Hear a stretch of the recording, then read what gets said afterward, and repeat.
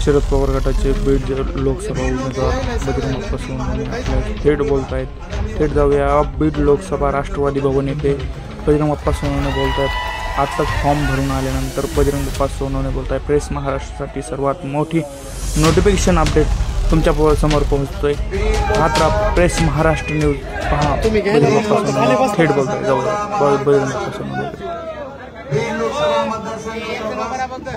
बीड लोकसभा मतदारसंघाचा महाविकास आघाडीचा उमेदवार या नात्यानं माझ्या फॉर्म भरण्याच्या कार्यक्रमासाठी उपस्थित असताना व्यासपीठावरील माझे नेते आदरणीय जयंत पाटील साहेब, कार्यक्रमाला आवर्जून उपस्थित असणाऱ्या काँग्रेसच्या नेते आदरणीय रजनीताई पाटील साहेब, आमचे निरीक्षक आदरणीय जीवनरावजी गोरे साहेब, शिवसेनेचे संपर्क प्रमुख आदरणीय पोदार साहेब, शिवसेनेचे माजी आमदार आदरणीय सुनीलजी दांडे सर, त्याचबरोबर आदरणीय बदाबाबा सिराज भाई, व्यासपीठावर उपस्थित असणारे काँग्रेसचे जिल्हाध्यक्ष, त्याचबरोबर आमचे भीष्माचार्य नेते आदरणीय दरेकर नाना, त्याचबरोबर चांदणे साहेब, मिलिंद भाऊ, सगळ्याचे नाव घेणं मला क्रमप्राप्त आहे उमेदवार म्हणून, तर मला वाटतं तुम्ही सर्वजण माफ कराल आणि सर्व पक्षाचे सर्व प्रमुख घटक पक्षाचे सर्व नेते अजयजी बुरांडे आहेत, आपले सीपीआय सर्व दोन्ही नेते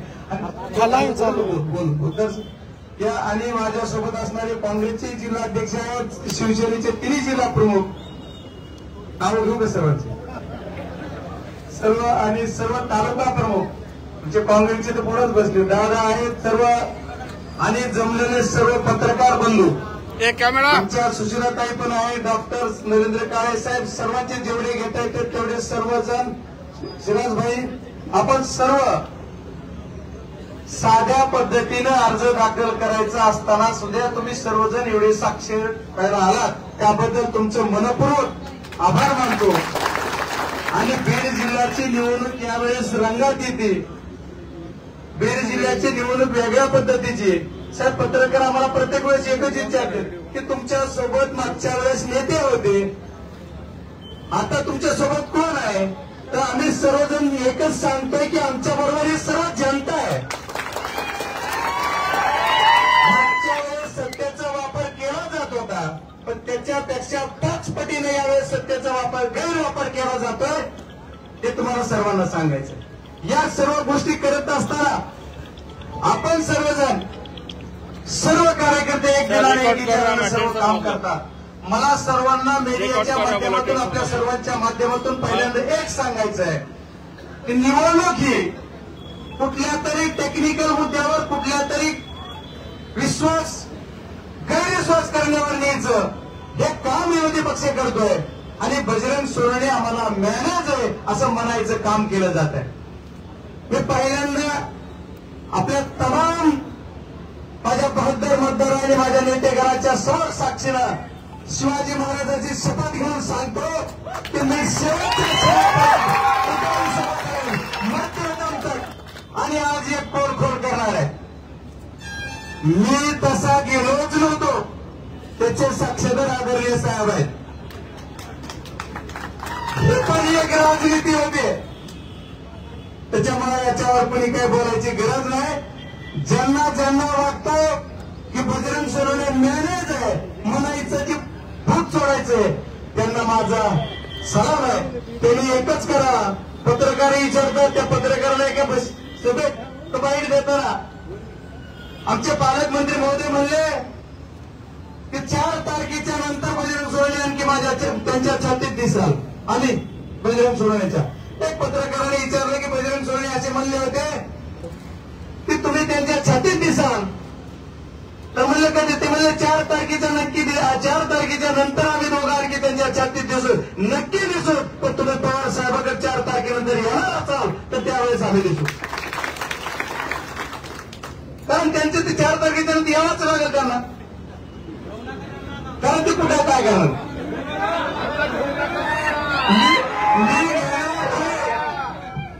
मी कोण घेणार हे सगळं मी सांगायलो, पण ही जनता सर्व जनता जी आहे ती जनतेने बीड जिल्ह्याची निवडणूक हातात घेतली। मला कुठल्या टीका टिप्पणीवर निवडणूक लढायची नाही। मी आदरणीय पवार साहेब आणि आदरणीय जयंत पाटील साहेब सर्व नेतेगणांना सांगितलं होतं मला बीड लोकसभेची निवडणूक लढताना फक्त तुम्ही सर्व आशीर्वाद द्या आणि सांगा जनता डोक्यावर घेऊन नाचणारे बीड जिल्ह्यातले त्या पद्धतीने बीड जिल्ह्यातील जनतेने डोक्यावर घेऊन लढत आहे. साहेब, प्रत्येक वेळेस वेगळा विषय होतो निवडणुकीमध्ये काय झालं पाहिजे, निवडणुकीवर विकासावर बोललं पाहिजे. मागच्या 10 वर्ष 15 वर्षापासून एक विचाराचे खासदार आहेत. त्या खासदार महोदय या बीड जिल्ह्याला काय दिलं?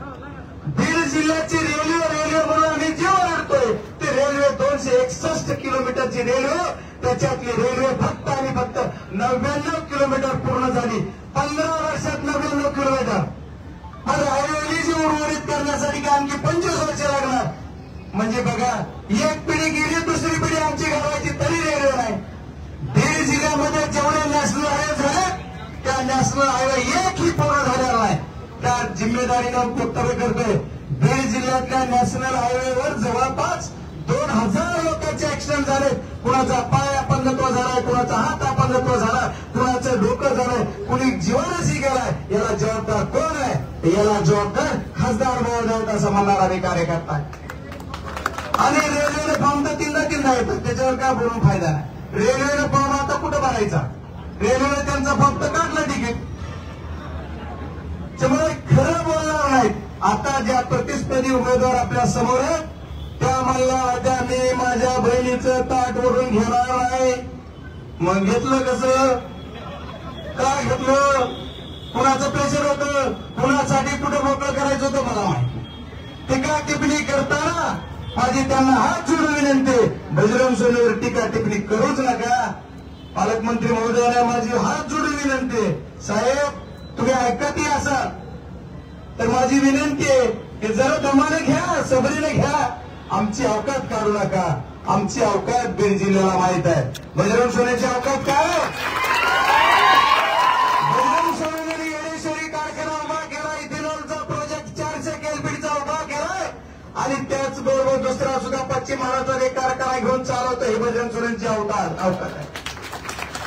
तुम्ही 26 आदरणीय मुंडे साहेबांनी कैलासवासी पुन्हा भानगड कैलासवासी मुंडे साहेबांनी 26 कारखाने चालवायला महाराष्ट्रात होते.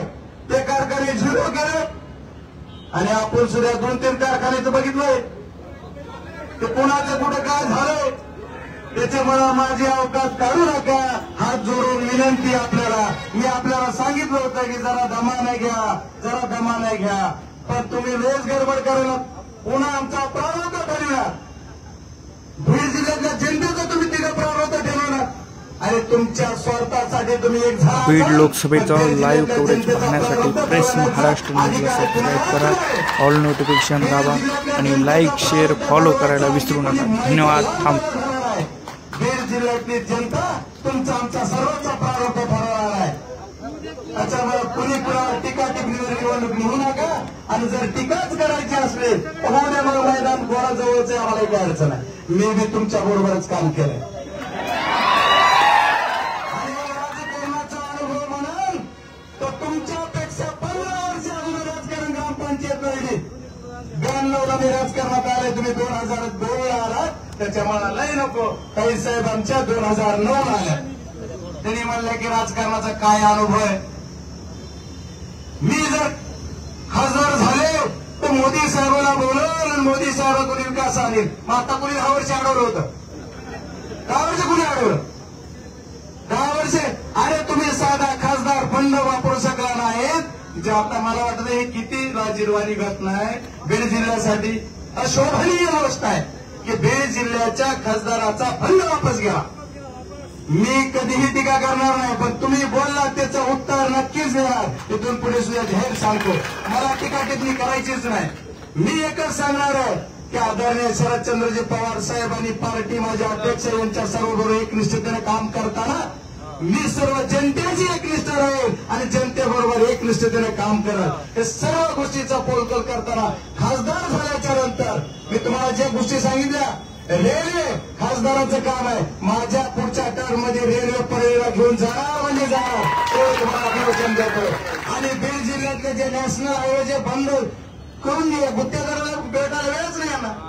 ज्या गुत्तेदारांनी वेळेत कामं केलं नाहीत ज्यांनी ते काम केलं नाही त्याचे कुठं बैठक घेतली नाही, त्याच्यावर कधी कोणी एखादं आढावा घेतला नाही, त्या आढाव्यातून तुम्ही विचारला पाहिजे होतं की का होत नाही. मी ते रस्ते 6 महिन्यात कंप्लीट करून देणार असं तुम्हाला सर्वांना विचार देतो.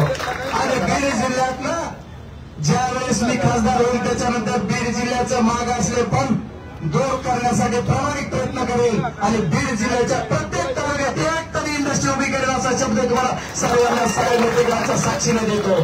आणि बीड जिल्ह्यात आता काय म्हणलं जाते की आम्ही रुग्णांना, अरे विमा हा विषय तुमचा कोणाचा नाही, ते सरकारचं श्रेय असं म्हणणारा कार्यकर्ता मी नाही. आणि जर श्रेय घेत आहे तर 2020चा विमा कुठे, 2020चा विमा उस्मानाबादला मिळतोय, धाराशिवला मिळतोय, परभणीला मिळतोय, लातूरला मिळतोय, माझ्या बीडला का मिळत नाही याचा उत्तर दिला पाहिजे.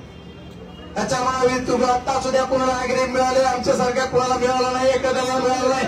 बोलायसारखे भरपूर होते पण जास्त काही न बोलता मी तुम्हाला एकच सांगाल, सिंचनाचा विषय एवढा मोठा आहे. नुसत्या सभेमध्ये माझं जे उद्दिष्ट आहे ते सांगतो तुम्हाला की बीड जिल्ह्यातल्या जनतेचं माझं दरडोई उत्पन्न वाढवण्यासाठी मी प्रामाणिक प्रयत्न करेल. भाषणात बोलणार नाही, ते करून दाखवल. इलेक्शनच्या माध्यमातून मी करत असताना बीड जिल्ह्यात सर्वाधिक भाव द्यायचं काम मी इलेक्शनच्या माध्यमातून केलेलं आहे आणि ते करणार आहे.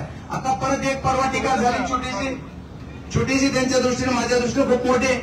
ते म्हणले बजरंग सोनवणेच्या शेतात काय पिकतंय बघावं लागेल.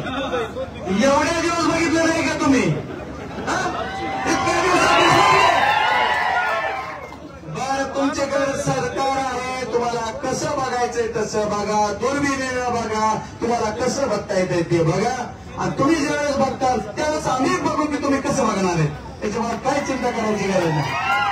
माझी शेवटची विनंती आहे, शेवटच्या श्वासापर्यंत मी साहेबांसोबत राहील अशी शपथावर सांगितलंय, काम करेल ते सांगितलंय. पण या गोष्टीतून यांनी आता दुसरं काय हातार काढणार मला माहित आहे, पण ते आज जाहीर नाही बोलणार, कारण खूप वेळ कमी आहे सर्वांना बोलायचं. एवढं तुम्हाला किती गरमत आहे. मी एकच सांगतो, हात जोडून विनंती त्यांना करतो की बहीण भावाला तुम्ही लई एक झालात लवकर, पण बीड जिल्ह्यातली जनता आहे यांनी काय करावा. मला ज्या 5,09,108 लोकांनी मतदान दिलंय त्यांचा सन्मान करणं बजरंग सोनवणेचं काम आहे आणि त्यांचा स्वाभिमान राखण्याचं त्यांचं काम आहे.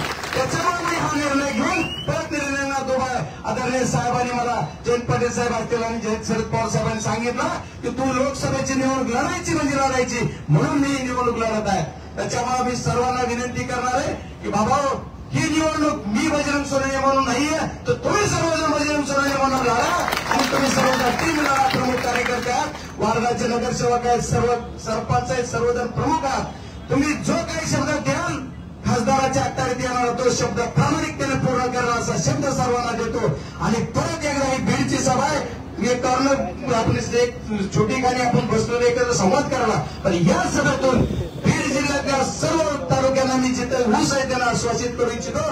बीड जिल्ह्यातल्या कुठल्याही तालुक्यामधल्या ऊसाचा प्रश्न राजकारण होऊ देणार नाही, तो आम्ही आणायचा प्रामाणिक प्रयत्न करू असा शब्द देतो. आणि मला माझं जे चिन्ह आहे तुतारी, या तुतारीदारी माणसाच्या सर्व प्रेक्षकांना माझे एक आव्हान आहे, पण जर हा व्हिडिओ पाहत असाल तर लाईक, शेअर आणि फॉलो करायला विसरू नका. जास्तीत जास्त व्हिडिओ शेअर करा. आपण कुठून पाहताय हे आम्हाला कमेंटमध्ये नक्की सांगा. धन्यवाद. या निवडणुकीतल्या अर्ज भरण्याच्या पहिल्या दिवसाच्या या सभेत ही सभा आता उत्तराकडे राहते. अत्यंत महत्वपूर्ण अशी 2 भाषणं